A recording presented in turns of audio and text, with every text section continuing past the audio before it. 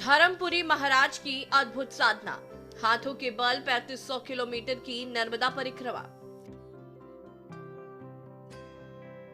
हाथों के बल परिक्रमा पर निकले धर्मपुरी महाराज। संकल्प, लंबी नर्मदा परिक्रमा को हर हाल में पूरा करना। हठ योग साधना देख हर कोई दाग।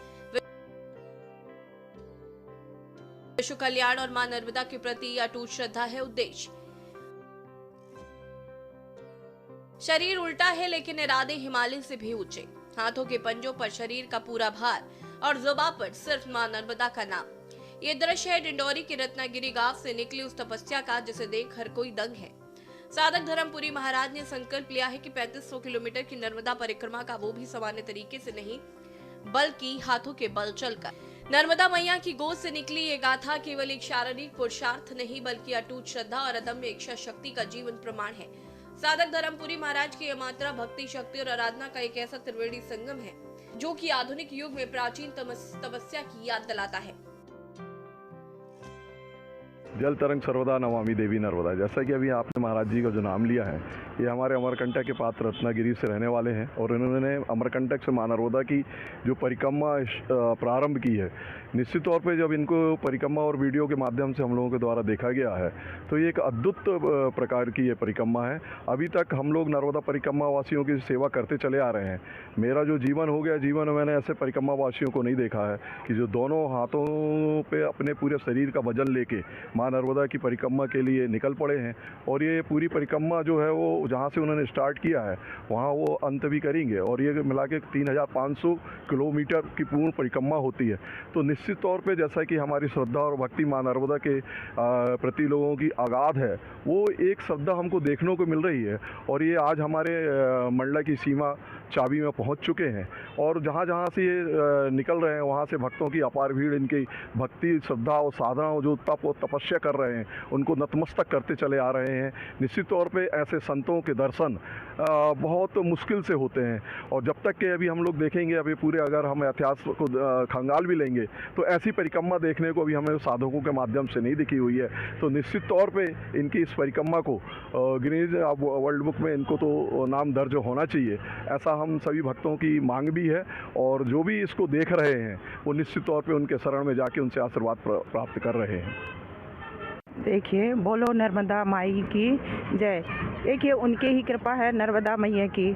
और धर्मगिरी महाराज जी जो हैं पूरे विश्व और शांति के लिए, विश्व शांति के लिए और जन समुदाय के लिए, नर्मदा संरक्षण के लिए ईश्वर की बहुत बड़ी कृपा से उन्होंने नर्मदा माई की परिक्रमा अपने हाथों से कर रहे हैं, हाथों पर चल रहे हैं। यह माई की बहुत बड़ी कृपा है और उनकी ही देन है जो उनको प्रेरणा स्रोत बनाया और उनने अपने हाथों के माध्यम से चल करके और समाज को बहुत बड़ी प्रेरणा देकर हमारे राष्ट्र में हमारे समाज को प्रेरणा दे करके और हमारी नर्मदा माई की सेवा और परिक्रमा का स्रोत बनाया है।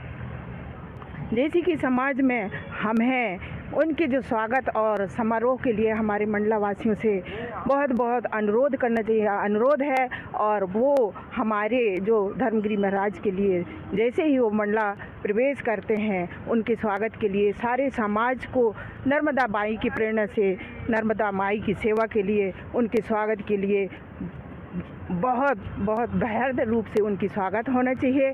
जैसे ही हमारे नर्मदा परिक्रमा करते हुए मंडला पहुंच रहे हैं तो यही मैं मंडला वासियों से आग्रह करूंगी कि वो उनके स्वागत के लिए बहुत बहुत भीड़ इकट्ठी करके और उनके स्वागत के लिए आशीर्वाद लें और माई की नर्मदा जी के आशीर्वाद के रूप में उनके चरणों का वंदन करते हुए, हाथ पैरों का वंदन करते हुए नर्मदा माई की प्रेरणा करें।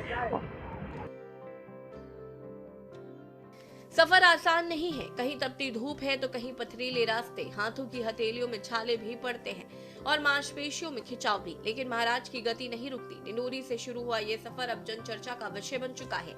रास्ते में जिस भी गांव से महाराज गुजरते हैं वहां श्रद्धा का सैलाब उमड़ पड़ता है।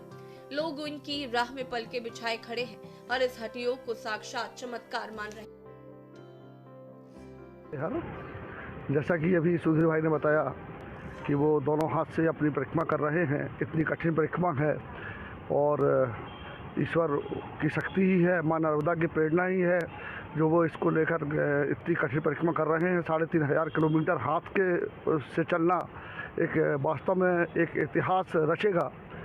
जहाँ तक मेरे को विदित है कि उन्होंने विश्व शांति के उद्देश्य से लेकर यह परिक्रमा चालू की है, जिसमें कि नर्मदा का संरक्षण शामिल है। नर्मदा जी का संरक्षण संवर्धन की प्रेरणा से और जन जागृति करते हुए वो यह परिक्रमा कर रहे हैं।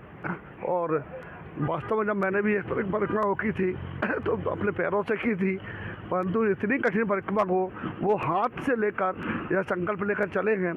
माँ नर्मदा उनको शक्ति प्रदान करे और उनको उनके प्रेरणा से जो भक्तगण उनके आशीर्वाद लेने पहुँच रहे हैं उनकी मनोकामना पूरी करे। जय हो माई की तो चिंता काय की।